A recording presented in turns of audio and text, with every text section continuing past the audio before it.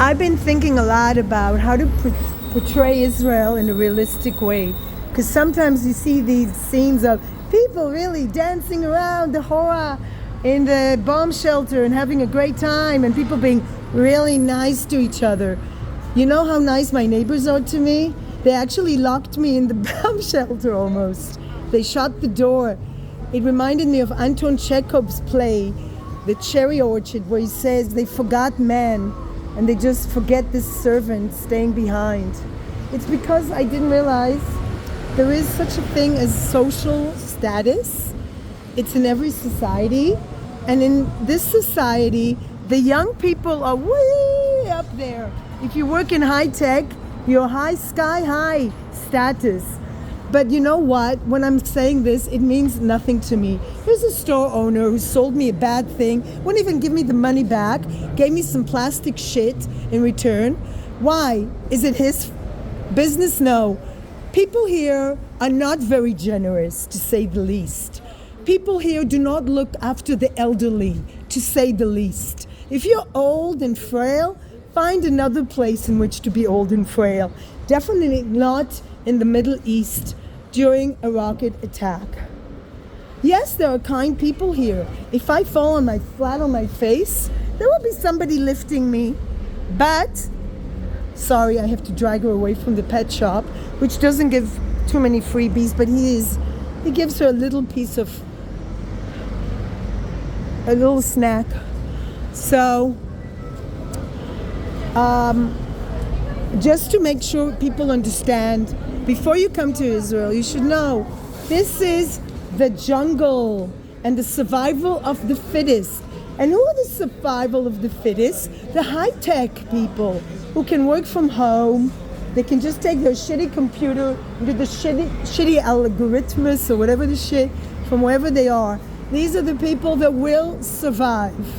Or some shopkeepers who have the prices are constantly being updated, not according to the price of oil, as you might think. Is this a great place to raise children?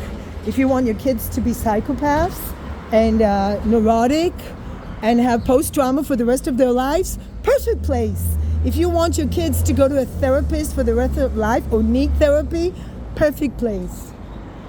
Am I exaggerating? Quite the opposite. So we've got the high tech right on top. Then we have men right on top. And women, you see here? Sorry, then there's the dogs. Sorry, the young hot women are way up there, especially Russian Ukrainians. Then you have, or any ethnicity actually, as long as they have model-like bodies, they're somewhere in the middle, no matter what their profession is. And then you have women, and then you have elderly women below the concrete, just below dogs and cats, stray cats. So this is our society. Would you like to join this society? All right. You gotta be pretty mad. Is it full of Americans that have a lot of money? Yes, it is. Is Jeffrey, what's his name? I almost said Delmo. What's his name? Jeffrey Epstein. Is he here? He has a lot of clones, that's for sure. A lot of assholes who maybe not be pedophiles, but they surely don't care about other people. It's a very selfish society. This country does not help you if you fall financially. This is like, it reminds me of Dickens' novel, where you have the lawyer knocking on your door asking for money when the rockets are falling, when you're under a rocket attack. He needs the money, yet he doesn't do anything for the money, because the person that he hires to clean the building doesn't clean the building. So welcome to Israel, to the real Israel, to the real Israel. This is the real Israel. Am I being not nice to my country where I was born and raised for several generations on my father's side? No, I'm just being honest, because I'm so tired of BS. I'm so tired of all these Noah Tishby who lives in Los Angeles and gets money to do hasbara. Well, my father did hasbara for Israel, and he definitely didn't get the salary Noah Tishby is getting for living in Los Angeles, or the fucking rich Americans who are buying property here, and they know they have their American passports and can leave any minute and go back to their Trump paradise. And I'm not against Trump, but let's say it honestly. Did we really need Did we really, really have to have this war right now? Right now? Right now? Was there going to be an atom bomb thrown on us? Possibly. But not sleeping nights and having your whole fucking life disrupted, not to mention how these children are affected. And I'm seriously thinking, if I'm going crazy, imagine little children who have, they don't know anything about the world, and this is their reality. Sometimes I'm optimistic and think, oh, maybe they think it's a game. But I bet they said this same thing about the Holocaust. Am I against this war? I don't know. I don't know what the hell is going on. All I know is that the songs that talk about people running the world, and Bob Marley's quote that when there will be peace, when the power of love will overcome the love of power. I feel it. I feel like I'm powerless, that I feel like I'm a tiny, despite my wonderful accumulation of academic degrees. I have zero to say about this society. Socioeconomically, I'm at the bottom of the bottom. My status here is at the bottom of the bottom. There is no elders. It's not like Native Americans or Bedouins, even Arab societies where the elderly people are considered somewhat of importance. Here it's quite the opposite. The elderly can just shut up. They have nothing to say. So a 79-year-old man is running the free world, Donald Trump. And how old is Bibi? Also 70. And yet, if I want to work in a shop here, they will never hire me because of my age and my temperament, I might say.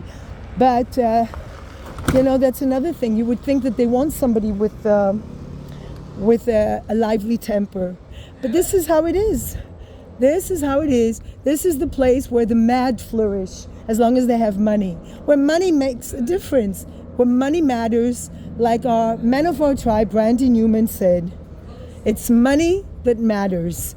Whether you're old or young, it's money that matters. There is no Zionistic pleasure. The people that come here are usually very wealthy, or they have somebody supporting them. And this is why society is so freaking selfish, so freaking lacking values of culture. There are no poets sitting in coffee shops. There are people investing money. That's what we have. The long, beautiful Zionist idea of artists and poets and people that have something higher to say is gone. Poof, into the sky. And all we're left for is a bunch of criminals, I would say. The people that are running these shops, they're a bunch of people that take too much money for whatever they sell. I don't know what the hell makes people want to have so many kids here, because the average number of kids here is 3, and that's what I had too.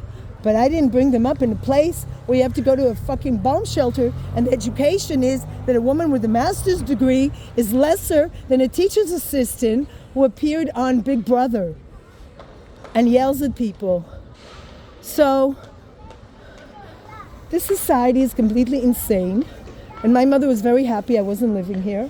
On the other hand, living abroad as an Israeli is also not so easy, especially when you have a bad attitude like me.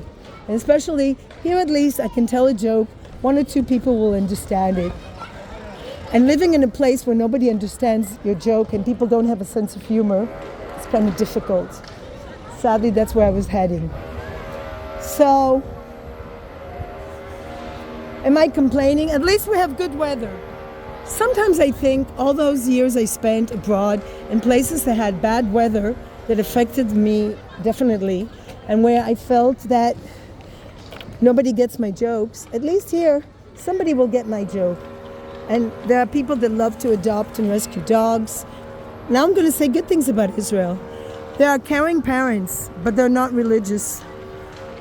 What I've seen in the religious settlers next door that come from an extreme deaf cult, jihadis, they don't watch their kids. Here, people are looking after their kids. And that might be a novelty, but it shouldn't be. It's normal that you look after your kids. It's just that those cults, it just infuriates me time after time to see how they put their kids in harm's way and not even care. But they're talking to God. They're busy talking to God. They can't even go to the bomb shelter. We're talking to God. And we live next door, not too far, is a city of insanity where people don't serve in the army, They don't owe anything to Israel, and yet they take everything they can. They take everything they can. And my grandfather, who was religious and went to yeshiva and was a religious man, he couldn't stand them. Why are they not going to the army? Why are they not listening to the police and continuing their activities, ignoring how it affects other people? Why are they so antisocial? Because the rabbis decide, and the rabbi tells them to study the scriptures from hundreds of years ago, and that will be their, if I make a living, or if I think my meaning of life is in poems or songs or jokes, that is not okay. But if your meaning of life is studying a book written thousands of years ago, that goes. Does that make any sense? No, it doesn't. Man's search for meaning should be everything. It should be keeping an animal, raising children, telling jokes, painting, writing books. It should be a lot of things. It shouldn't be just one thing. And that's, when I see kids, I do have hope, because there's hope they'll wake up one day and say, hey, something is wrong here, and make the change, the much needed change. Sadly, I won't be one of those people guiding them towards critical thinking or even humor, because I can't survive in an education system where my education is not valued. I have nothing to say in the school. I have nothing to say about the curriculum.